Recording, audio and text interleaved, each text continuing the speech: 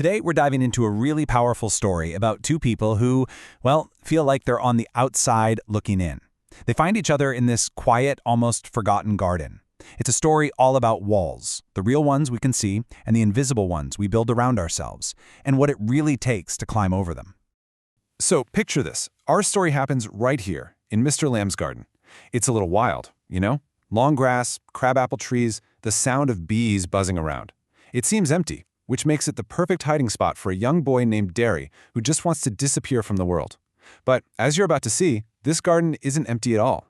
And this really brings us to the biggest question in the whole story. I mean, we're always told, don't judge a book by its cover, but how often do we actually listen?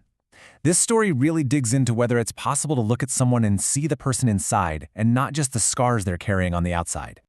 Okay, so this is how it all begins, with a tense, totally unexpected meeting. One person is just looking for a bit of peace and quiet, and the other suddenly finds his solitude interrupted.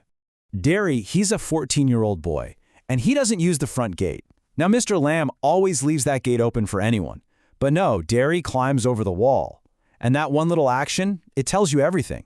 He's not looking for a welcome, he's trying to be invisible. He's absolutely sure the place is abandoned, a safe space away from everyone's eyes.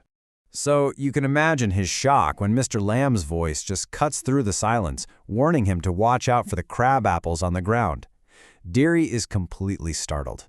His first instinct is to run. He's been found. And for Derry, being seen is pretty much the worst thing that could ever happen. Now, to really get why he's so scared, you have to try and see the world through his eyes. And for him, the world is a pretty harsh place, seen from behind this wall of bitterness that he's built all around himself. And here's why. This is where all of Derry's pain comes from. There was an accident with acid, and it left one side of his face badly scarred. In his mind, that physical mark now defines his whole life. He's not Derry anymore. He's just the boy with the burned face.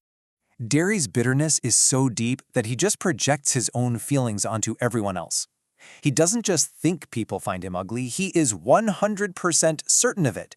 He already assumes they pity him or fear him or are disgusted by him before they even open their mouths.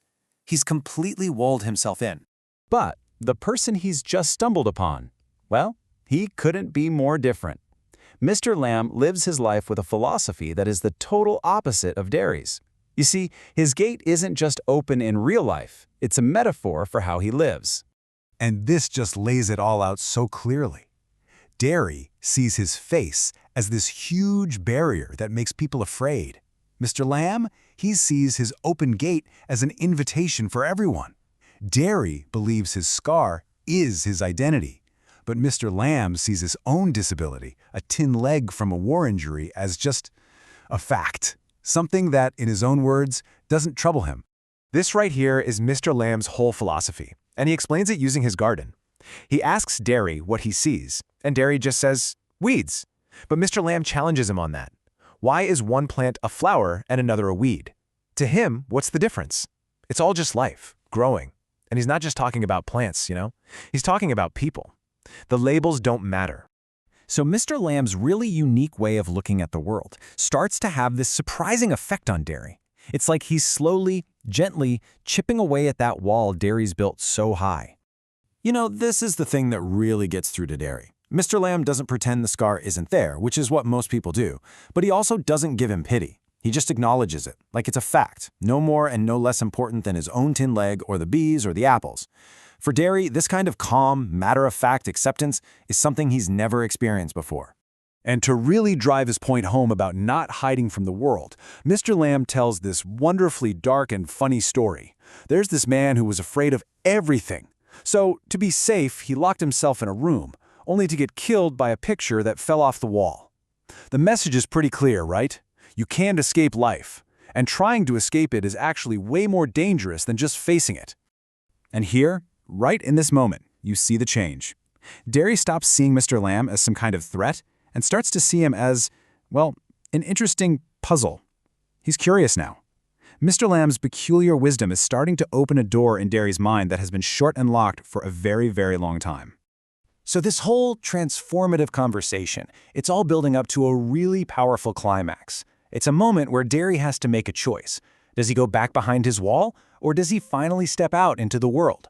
Derry goes home and tells his mother about Mr. Lamb, but she's heard some silly rumors, and she tells him he can't go back. But for the very first time, Derry actually pushes back. That short afternoon in the garden lit a fire in him, a new kind of determination. He isn't going to be defined by what other people think anymore, not even his own mom. I mean, this line, wow, this is the turning point. Derry realizes that going back to that garden isn't just about visiting an old man. It's about choosing to rejoin life itself. If he stays home, he's just locking himself in that room exactly like the man in the story. And so he runs. He runs all the way back to the garden, and he's shouting. Mr. Lamb had said earlier that people always promise to come back, but they never do. Derry is running to prove him wrong. He's running to show him that their connection was real and that he, Derry, has actually changed. But when he gets there, he's met with this tragic silence. Mr. Lamb had been trying to get the crab apples down from the tree with a ladder, and he's fallen. Derry's big moment of triumph, of his return, is met with the stillness of death. Kneeling there next to Mr. Lamb's body, Derry's words are just heartbreaking.